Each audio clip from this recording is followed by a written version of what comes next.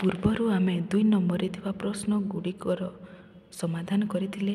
ଆଜି ଆମେ 3 ନମ୍ବରରେ ଥିବା ପ୍ରଶ୍ନ ଗୁଡ଼ିକ ସମାଧାନ କରିବା। 3 ନମ୍ବର ଏରେ ଥିବା ପ୍ରଶ୍ନଟି ହେଉଛି, ଦୁଇଟି ସଦୃଶ ତ୍ରିଭୁଜର ଅନୁରୂପ ଉଚ୍ଚତା ମାନଙ୍କର ଦୈର୍ଘ୍ୟ ଉକ୍ତ ତ୍ରିଭୁଜ ଦ୍ୱୟର ଅନୁରୂପ ବାହୁମାନଙ୍କର ଦୈର୍ଘ୍ୟ ସହ ସମାନୁପାତି। ପ୍ରଥମେ ଆମକୁ କ'ଣ କରିବାକୁ ପଡ଼ିବ ନା ଦୁଇଟି ତ୍ରିଭୁଜ ଅଙ୍କନ କରିବାକୁ ପଡ଼ିବ। ପ୍ରଶ୍ନ ପଢ଼ିବା ମାତ୍ରେ ହିଁ ତୁମେ କ'ଣ କରିବ ନା ଚିତ୍ର ଅଙ୍କନ କରିବା ଆରମ୍ଭ କରିଦେବ। କାହିଁକି ନା ଚିତ୍ର ଅଙ୍କନ କରିଦେଲେ ତାହା ବୁଝିବାକୁ ସହଜ ହୋଇଥାଏ। ତାହେଲେ ଏବେ ମୁଁ ଏଇ ତ୍ରିଭୁଜ ଦୁଇଟିର ନାମ ଦେଇଦେଉଛି ଏ ବି ସି ଏବଂ ଡି ଇ ଏଫ୍। ଏହାପରେ କ'ଣ କହିଛି ନା ଅନୁରୂପ ଉଚ୍ଚତା ମାନଙ୍କର ଦୈର୍ଘ୍ୟ। ତା ମାନେ ଆମକୁ କ'ଣ କରିବାକୁ ପଡ଼ିବ ନା ଏଇ ତ୍ରିଭୁଜ ଗୁଡ଼ିକର ଉଚ୍ଚତା ଅଙ୍କନ କରିବାକୁ ପଡ଼ିବ। ତାହେଲେ ମୁଁ ତ୍ରିଭୁଜ ଏ ବି ସିର ଉଚ୍ଚତା ଅଙ୍କନ କରିଦେଲି ଏବଂ ଏହାର ନାମ ଦେଇଦେଲି କ'ଣ ଉଚ୍ଚତା ଏ ଏମ୍ ଏବଂ ତ୍ରିଭୁଜ ଡି ଇ ଏଫ୍ର ଉଚ୍ଚତା ମୁଁ ଅଙ୍କନ କରିଦେଉଛି ଏବଂ ଏହାର ନାମ ଦେଇଦେଉଛି କ'ଣ ନା ଡି ଏନ୍। ତ୍ରିଭୁଜ ଏ ବି ସିର ଉଚ୍ଚତା ହେଉଛି ଏ ଏମ୍ ଏବଂ ତ୍ରିଭୁଜ ଡି ଇ ଏଫ୍ର ଉଚ୍ଚତା ହେଉଛି ଡି ଏନ୍। ତାହେଲେ ଏବେ ଆମେ କ'ଣ କରିବା ଚିତ୍ର ଅଙ୍କନ କରିସାରିଲେ ଏବେ ଆମେ ଲେଖିବା ଦତ୍ତ। ଦତ୍ତ ମାନେ ଆମକୁ କ'ଣ କ'ଣ ଦିଆଯାଇଛି। ଦୁଇଟି ସଦୃଶ ତ୍ରିଭୁଜ ତା ମାନେ ତ୍ରିଭୁଜ ଏ ବି ସି ସଦୃଶ ତ୍ରିଭୁଜ ଡି ଇ ଏଫ୍। ଏଇଟା ଆମକୁ କ'ଣ ଅଛି ନା ଦତ୍ତ ଅଛି। ଆଉ କ'ଣ ଅଛି ନା ଏ ଏମ୍ ଉଚ୍ଚତା ଦିଆଯାଇଛି ଏବଂ ଏହାର ଉଚ୍ଚତା କ'ଣ ଦିଆଯାଇଛି ଡି ଏନ୍। ଉଚ୍ଚତା ମାନେ ଲମ୍ବ। ଏ ଏମ୍ଟା କେଉଁ ବାହୁ ପ୍ରତି ଲମ୍ବ ନା ବି ସି ଏବଂ ଡି ଏନ୍ଟା କେଉଁ ବାହୁ ପ୍ରତି ଲମ୍ବ ଅଟେ ନା ଇ ଏଫ୍। ତାହେଲେ ଆମେ ଏବେ ଲେଖିବା A M is perpendicular to B C ଏବଂ D N is perpendicular to E F. ତାହେଲେ ଆମକୁ ଏତିକି ଦିଆଯାଇଛି। ତାହେଲେ ଆମକୁ ଏବେ ପ୍ରମାଣ କରିବାର ଅଛି ଯେ ସଦୃଶ ତ୍ରିଭୁଜର ଅନୁରୂପ ଉଚ୍ଚତା ମାନଙ୍କର ଦୈର୍ଘ୍ୟ ଉକ୍ତ ତ୍ରିଭୁଜ ଦ୍ୱୟର ଅନୁରୂପ ବାହୁମାନଙ୍କର ଦୈର୍ଘ୍ୟ ସହ ସମାନୁପାତି। ଅର୍ଥାତ୍ ଆମକୁ କ'ଣ ପ୍ରମାଣ କରିବାକୁ ଅଛି ଏହାର ଏଇ ଏ ଏମ୍ ଏବଂ ଡି ଏନ୍ ତାର ଦୈର୍ଘ୍ୟଟା ଏଇ ଏ ବି ଏବଂ ଏହାର ଏଇ ଏ ବିର ତାର ଅନୁରୂପ ବାହୁ ଡି ଏନ୍ ସହ କ'ଣ ହେବ ନା ସମାନୁପାତି ହେବ। ତାହେଲେ ଲେଖ ପ୍ରାମାଣ୍ୟ। ପ୍ରାମାଣ୍ୟରେ ଆମେ କ'ଣ ଲେଖିଥାଉ ଯେଉଁଟା ଆମକୁ ପ୍ରମାଣ କରିବାର ଥାଏ ତାହାକୁ ଆମେ ଲେଖିଥାଉ।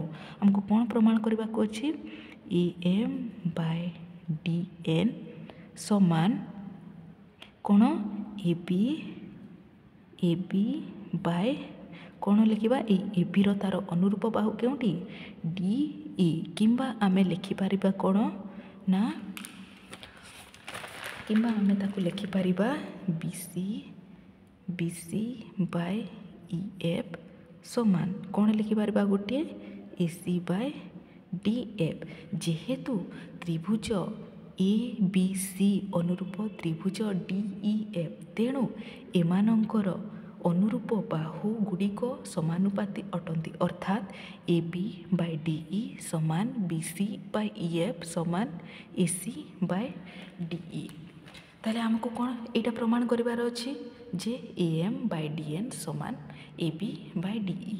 ତାହେଲେ ଏହାକୁ ପ୍ରମାଣ କରିବାକୁ ହେଲେ ଆମକୁ ପ୍ରଥମେ ପ୍ରମାଣ କରିବାକୁ ପଡ଼ିବ ଯେ ତ୍ରିଭୁଜ ଏ ବି ଏମ୍ ଏବଂ ତ୍ରିଭୁଜ ଡି ଇ ଏନ୍ କ'ଣ ସାଦୃଶ୍ୟ ଅଟନ୍ତି। ତାହେଲେ ଆମେ ଏବେ କ'ଣ ଲେଖିବା ପ୍ରମାଣ। ତାହେଲେ ଆମେ ପ୍ରମାଣ କରିବା ଯେ ତ୍ରିଭୁଜ ଏ ବି ଏମ୍ ଏବଂ ଡି ଇ ଏନ୍ ତ୍ରିଭୁଜ ସଦୃଶ ଅଟନ୍ତି। ଖ ତ୍ରିଭୁଜ ଏ ବି ସି ଓ ତ୍ରିଭୁଜ ଡି ଇ ଏନ୍ ମଧ୍ୟରେ ଆମେ ଉପପାଦ୍ୟ 4ରେ ପଢ଼ିଛେ ଦୁଇଟି ସଦୃଶ ତ୍ରିଭୁଜର ଅନୁରୂପ କୋଣମାନଙ୍କର ପରିମାଣ ସମାନ ହୁଏ।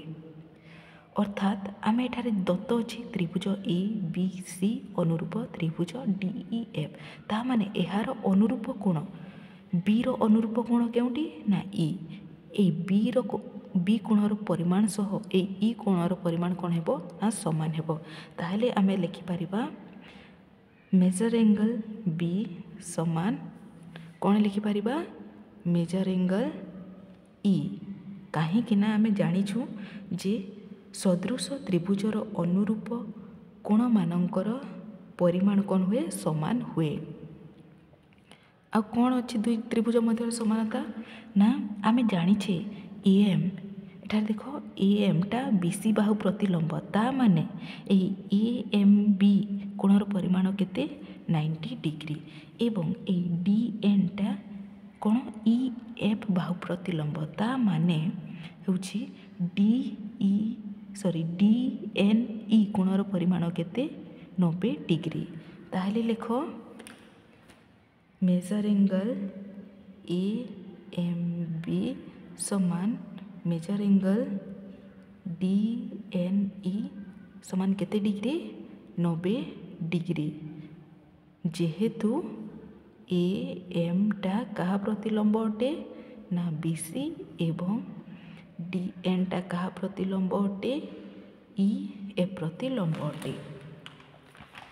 आमे देखिले जे ए त्रिभुजर ए बाहु एवं ए बाहुटी समान एवं ए बाहु एवं ए बाहुटी समान ता माने एठार ए त्रिभुज ए एम बी एवं त्रिभुज डी ई एन रो ए कोण एवं डी कोणटी मध्य कौन हेबो समान कौन हेबो ना समान हेबो।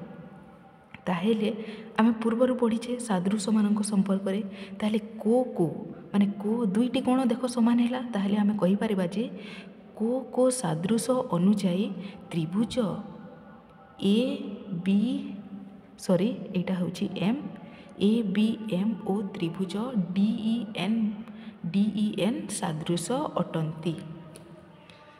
अतएव एठारे लेख त्रिभुज ए बी एम सादृश त्रिभुज डी ई एन कहीं ना देख ए कोण समान हेले ए कोण समान हेले ता माने ए कोण मध्य समान हेबो। ताले आमे कहि परिबा जे त्रिभुज ए बी एम सादृश त्रिभुज डी ई एन एठारे लिखि दियो क्यों सादृश अनुଯାयी को सादृश अनुଯାयी को सादृश अनुଯାयी त्रिभुज ए बी एम सदृश त्रिभुज डी ई एन। ताहले आमे जानिछे त्रिभुज ए बी एम सदृश त्रिभुज डी ई एन ताहले एमानकर अनुरूप बाहु गुड़िक मध्य कौन हेबे ना समानुपाती हेबे अर्थात A M by D N समान A B by D E.